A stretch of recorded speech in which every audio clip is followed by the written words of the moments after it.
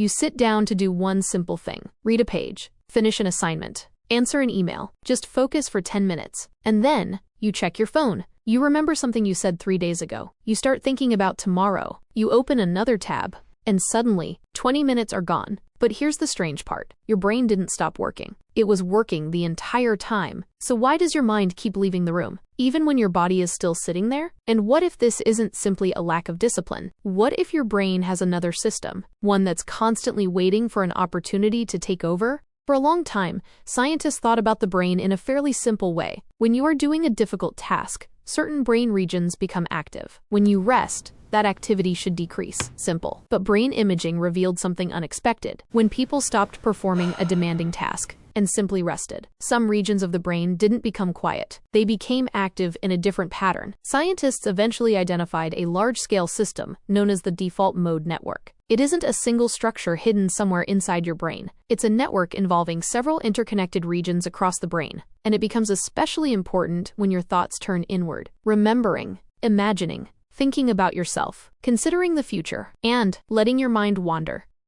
Think about the last time you were driving somewhere familiar. You knew the road. You weren't consciously thinking about every turn. And suddenly, you realized you had been thinking about something completely different. The car kept moving. Your body stayed in the present, but your mind had traveled somewhere else. Scientists call this phenomenon mind wandering. Your thoughts become less connected to the task immediately in front of you. Maybe you're reading a paragraph, but you're thinking about a conversation. Maybe you're listening to someone, but you're imagining a future event. Maybe you're working, but suddenly you're replaying something from years ago. And here's where things become interesting. Mind wandering isn't simply the brain turning off. Your brain is constantly shifting between different modes of processing. The default mode network is strongly involved, but it doesn't operate alone.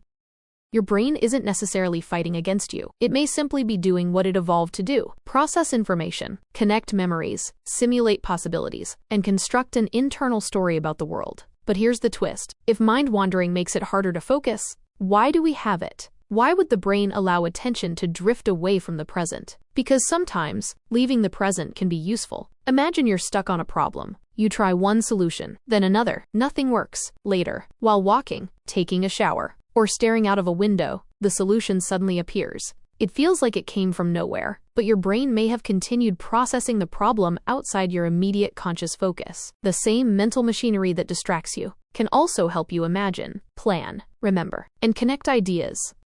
And that brings us to something important. Maybe the question isn't, why can't I focus? Maybe the better question is, what is my brain focusing on instead? Because attention doesn't simply disappear. Something usually captures it. A memory, a worry, a future possibility, a notification, a random idea, or simply another thought. So the next time you sit down to work and your mind suddenly disappears somewhere else, don't immediately think, I'm lazy. Instead, notice what happened. Where did your mind go? Because every time your attention drifts, you're getting a tiny glimpse into one of the most mysterious things in existence. Not another galaxy, not a distant planet, not a black hole, but the universe inside your own skull. And perhaps the strangest thing about the human brain is that it can leave the present without ever moving an inch. Stay curious, never stop exploring,